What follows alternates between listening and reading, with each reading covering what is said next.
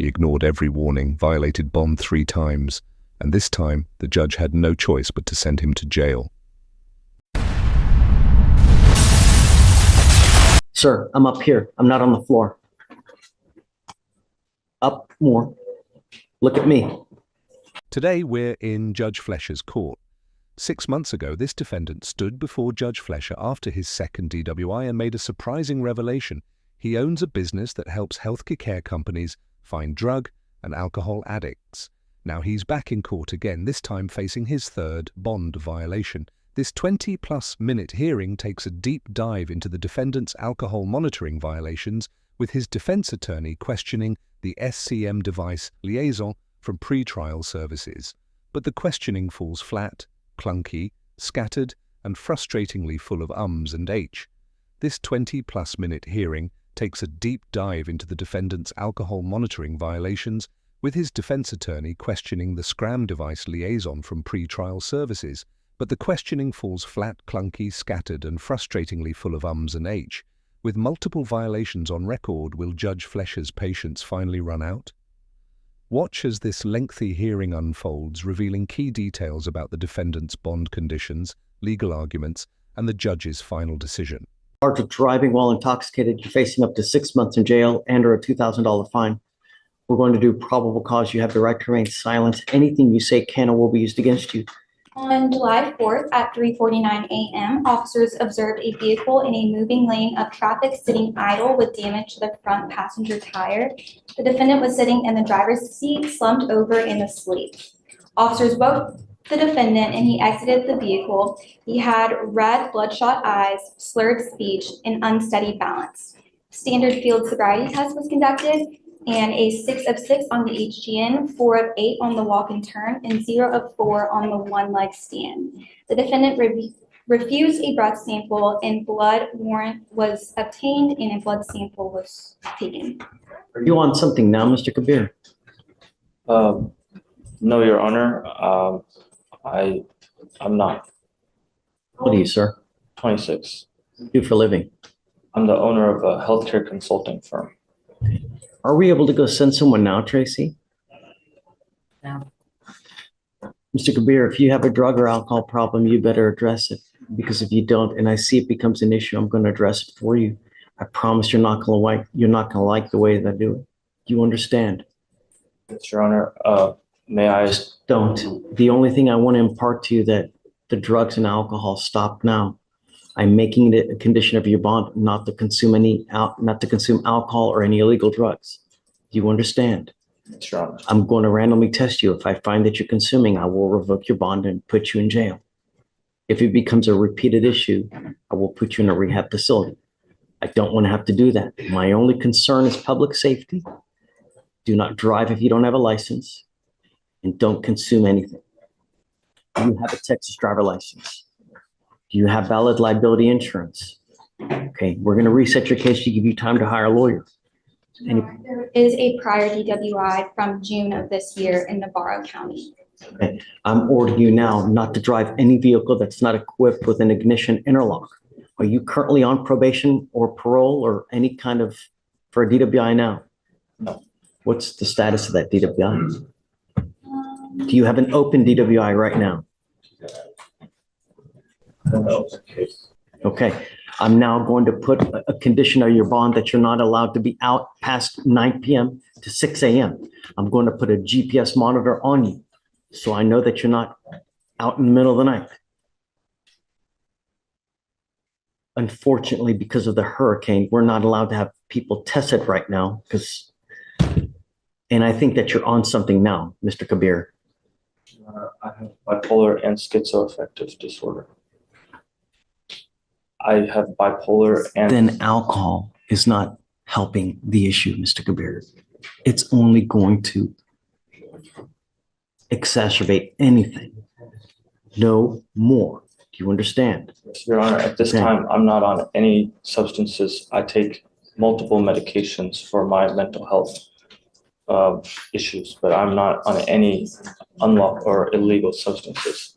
I'm only on prescribed medications. Okay, no more alcohol. Do you understand? Yes. No smoking marijuana.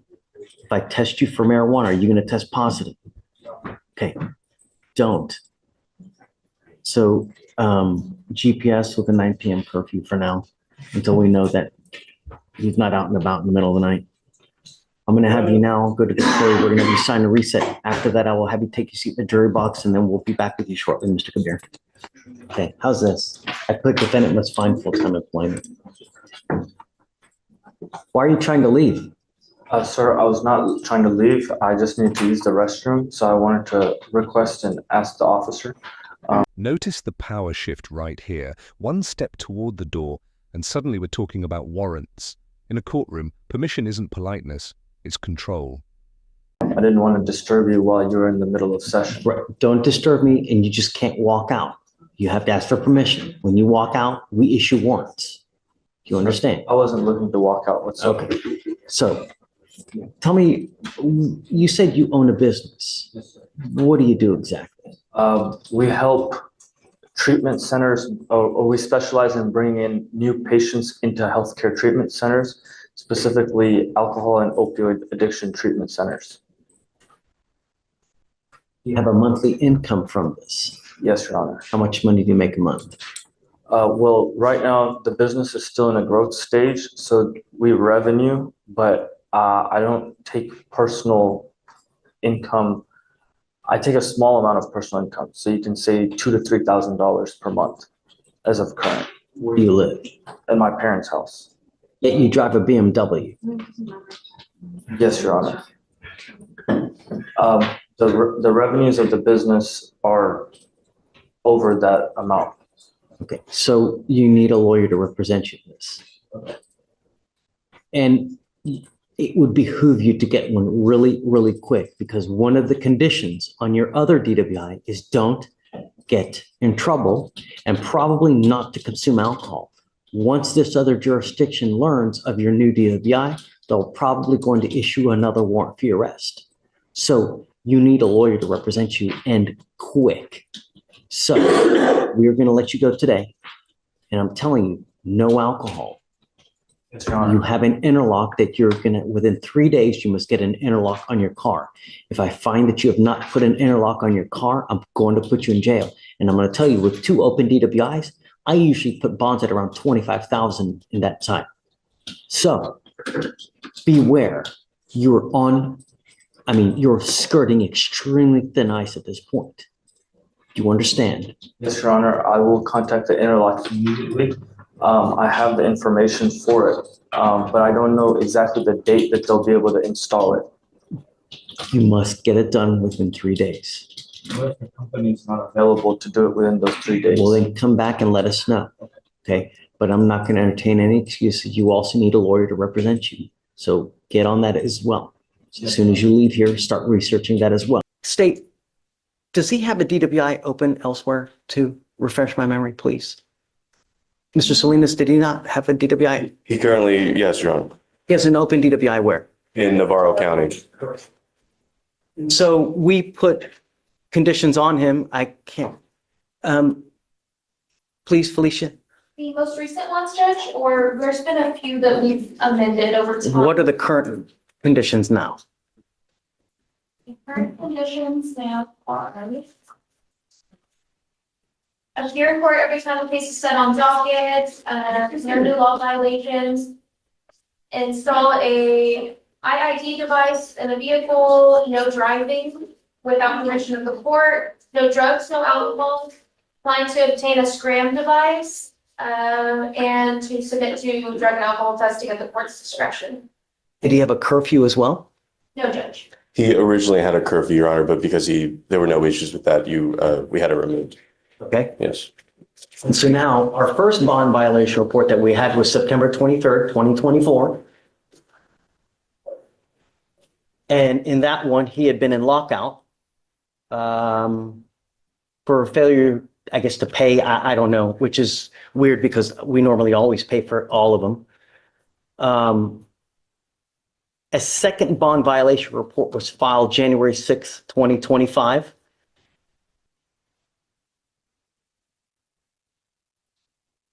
Where I guess he was in lockout again because due to no recalibration of the device. And we now, February 4th, 2025, have a third bond violation. And in this violation, the defendant was ordered to obtain a scram device and to refrain from alcohol consumption and not tampering with the device. The defendant's scram device has reported one consumption event that occurred on January 16th of 2025 at 11:55 p.m. It was also confirmed by a scram analyst as well. Correct? Yes, Judge. Okay. So, Yes, Your Honor. So, yes. yes, so to begin with the first amended order for pretrial, so if the state wants a copy, I have a copy to show them, but sure. So, Your Honor, just going to the very first order, as Your Honor just noted, usually agency fees are waived for that. However, the box on that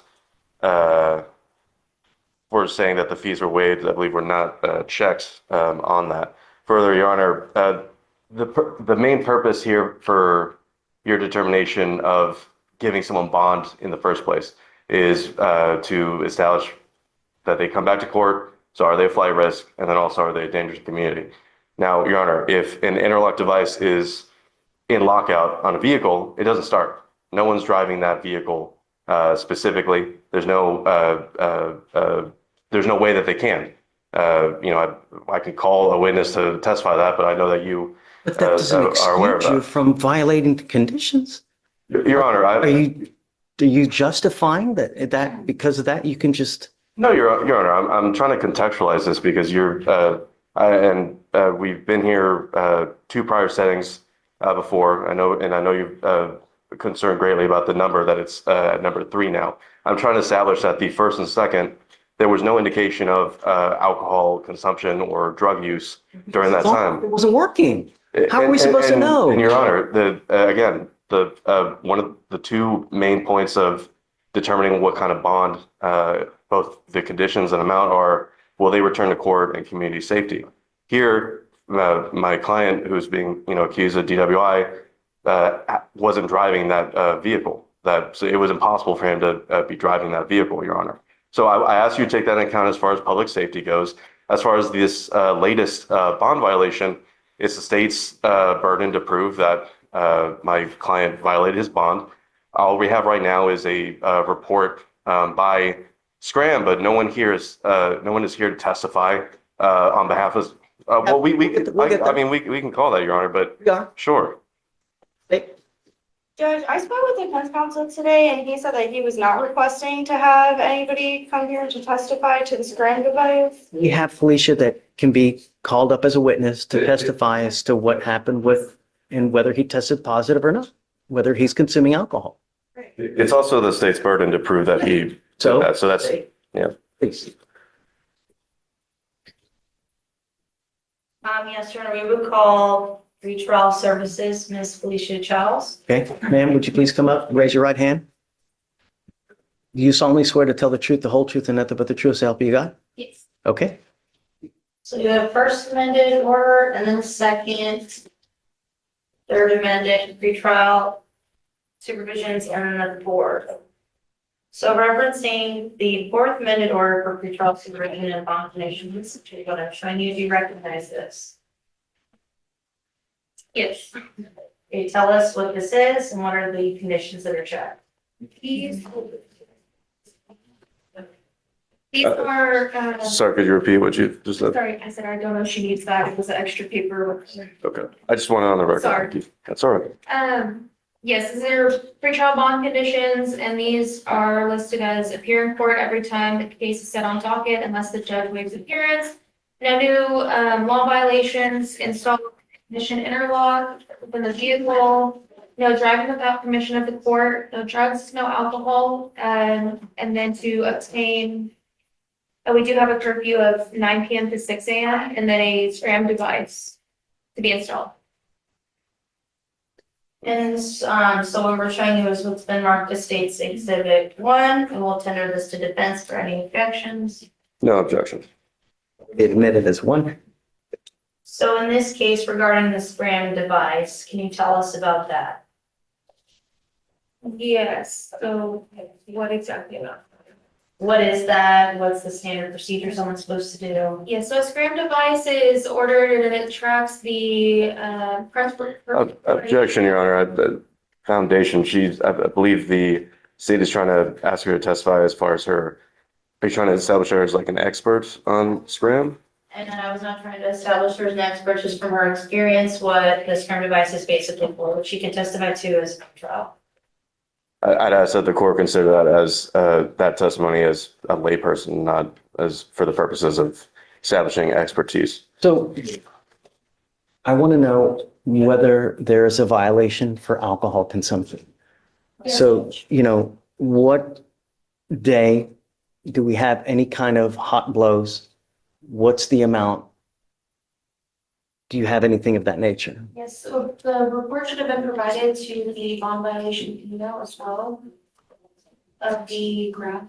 And I'm showing her now what's marked as states. For the exact amounts and everything, I would need to look at the report that was provided in the email. Okay, please. Have the graphs been printed, state, or she's just referring?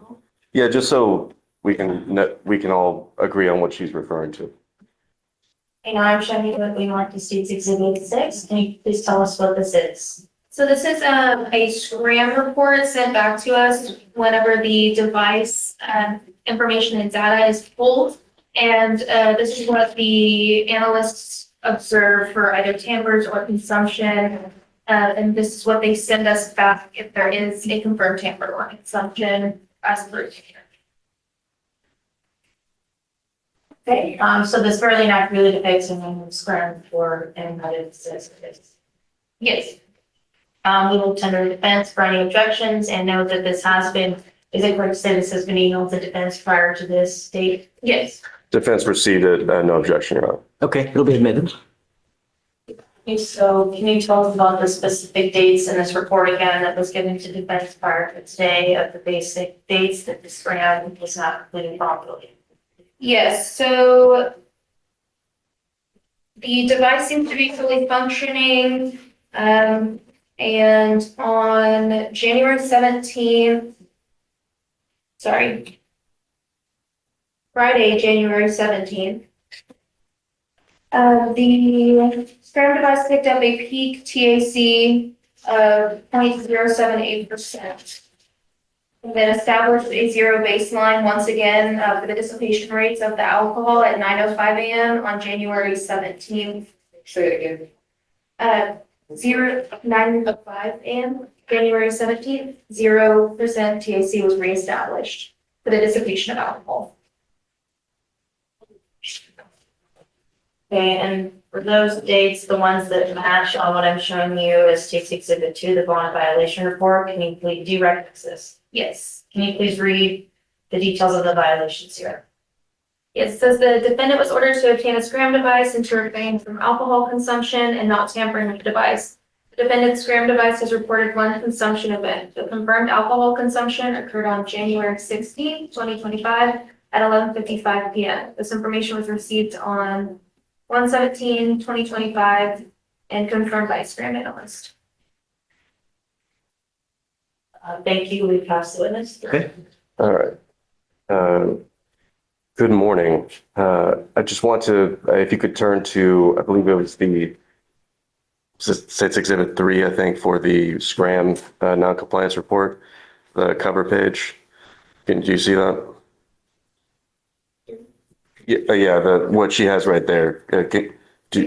Oh, is it 6? Okay. Would you stay, since you're close, would you give that to her? Thank you. So just looking at the cover page there, can you read who the agent is on this report? Justice Turner. Are you Justice Turner? No. Have you consulted with Ms. Turner about this report? Through the emails, yes, for the bond violation report and the. What exactly did those conversations include? The entire. So let me, sorry, that was a poorly phrased question. I'm sorry, No, I don't understand. that's my fault. Don't worry about it. My question is, did she consult with you when compiling this report? Would you be more specific? Did you help in the assembly of this report? No, Okay. Have you ever assisted or aided in the assembly of a SCRAM systems noncompliance report? no, no one. No, no one in the department does. Okay. And do you have any sort of, have you ever worked for SCRAM systems? No. Have you ever had any special training in SCRAM systems? Yes.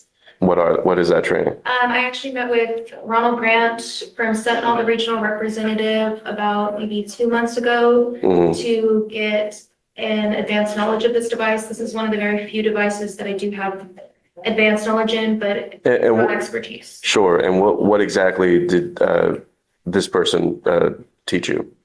We went Briefly. through how to read the graph, kind of how to establish consumption versus a tamper, Mhm. environmental factors versus consumption, et cetera. Okay.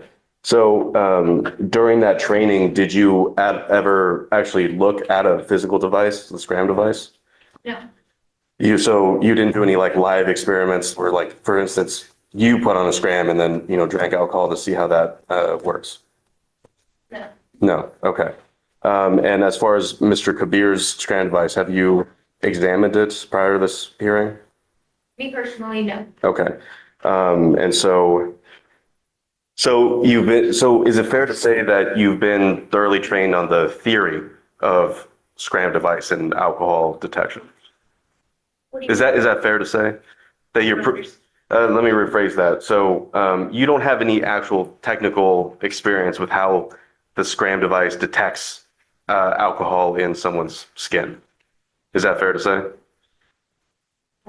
think? I don't want you to think. It's a yes or no. I still don't understand. I'm trying to understand too. Do I not understand how a SCRAM device works, or have I not for myself? And Sure. So, this is pretty, is it fair to say like the science is kind of advanced here? Like when you received your training, did you have the personal opinion that that was advanced science that you were learning about? I believe so. Okay. And you don't, so basically it sounds like your training, and correct me if I'm wrong here, your training was mostly so you could be able to make sense of what a report says and not necessarily how the actual device itself works. Is that fair to say? Partially, yes. Okay. What's what am I partially wrong about? Yes, reading the graphs, but then also what kind of would entail, what would mess with the device. Okay. Essentially, as well with tampers, environmental factors with that, makeup or placing something between the skin, how things are worked around with the device, how people evade from, having the correct reading on the device. Sure. And so that's, you basically learned that all in theory, right? There were no withdraw that question. So I'm just saying there was no actual, you didn't look at any studies. Did you read any studies when you did this? Okay.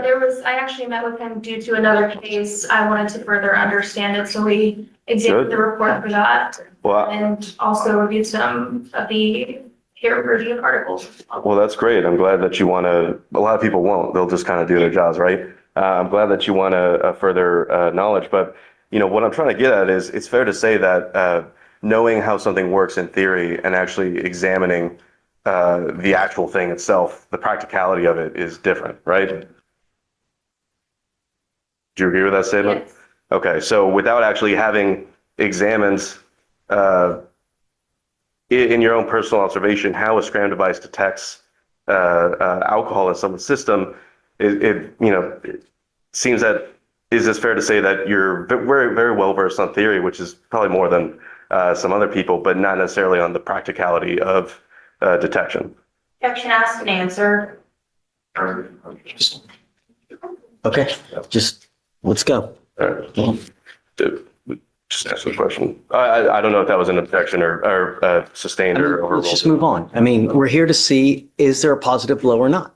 She's testifying that there was. Sure. I'm just saying that this, I'll make my argument in closing. I don't have any further questions. Thank you. Okay, closing. Or wait, hold on. Anything further from the witness? Two very quick questions, Your Honor. So do you get notifications if the scram device has been tampered with? Yes, we get notified of tampers and consumption events. And you get notifications if it's been cut off? Like, just what's been going on with the scram device? You get those notifications? Yes. Okay, thank you. No further questions. Matt, No further questions, Your Honor. okay, thank you so much.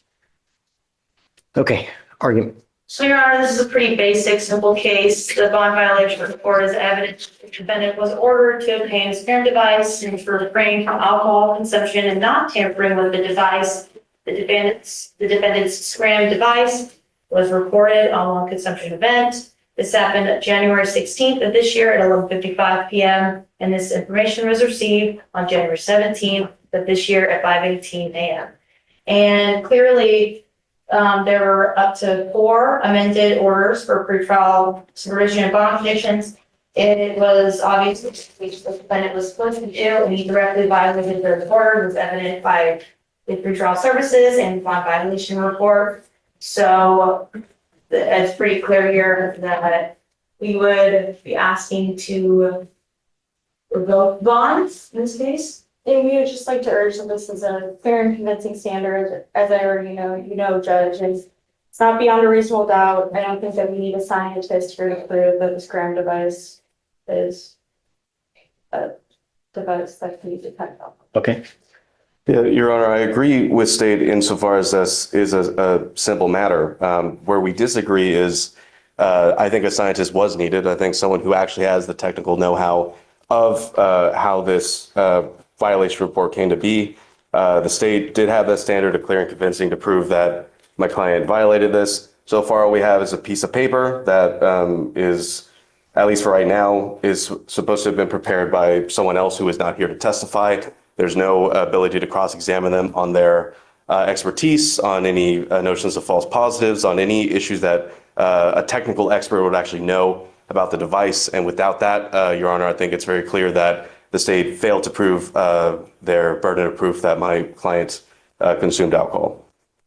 And I would ask that, Your Honor, again, not revoke the bond, keep it as is. My client's here. There hasn't been any warrants for his arrest issued since he's been coming to this court. And in the allegations itself of the underlying offense, there is no allegations of injuries or accident to persons. So again, just take into account that you need to take into consideration flight risk and safety of the community. Nothing that's been established here in this hearing or outside of this hearing should lead the court to believe that my client is a flight risk or a danger to the community. And with that, I'd ask that you not revoke the bond, Your Honor. And Judge, these devices are used. Say it again. These devices are used all the time. Well, their use all the time is Just so- irrelevant to needing an expert to testify on that. absolutely. I absolutely appreciate your tenacity. I have done everything in my power not to revoke his bond. He is on bond for a DWI in another county. He picked up a DWI here. He's had not one violation. On the first violation, I didn't take him in. He had a second violation. I didn't take him in. Now he has a third violation. It would be unreasonable for me not to. This is the moment every bond hearing builds toward. 3 violations, 1 final warning ignored, and now the judge draws the line, not out of anger, but responsibility. I told you that there was no tolerance in this case. You yet refuse to comply with bond conditions. I find by clear and convincing evidence that you refuse to comply with bond conditions, and I have bent over backwards not to put you into custody. But now we have a positive blow. We have someone who has testified to it, and I believe it. So I am now revoking your bond. He goes with you. We have the positive THC or stuff. He had a positive THC, right? Yeah, As well. that we sent him earlier this week. He also tested positive for THC. marijuana as well. Well, Your Honor, Yeah, this week. that wasn't, are we still on the record then on that? Okay. Well, I would also want someone to come testify about that, Your Honor, but you know, that I'll make, I know, but I know you already made your ruling, but I was ready to testify on that because they don't have anything on chain of custody on the test itself on whether it it tests cannabinoids, which delta-8, hemp. There are a bunch of things that are THC related that could pop positive for THC that aren't THC. Regardless, we admonish him not to put anything in his body that doesn't have any delta whatever. Regardless, it's number 3, goes with you. Off the record. Sorry. Thank you. But I just can't, with an open DWI and a third, that's it. I can't just keep doing it. You know, at some point I become an enabler and I can't do that. I can't keep doing it, you know? So. Well, I mean, Your Honor, I understand you're revoked the bond. Would you consider raising it to? Well, I am going to raise it, right? I'm going to raise it to 7503 now. Well, and look, I'll just, if you could take this into account, Your Honor. This is a hired client. You know, he has every intention of taking this case to trial. So I would, you know, just, I'm not cheap, Your Honor. So if you could keep that into consideration on that.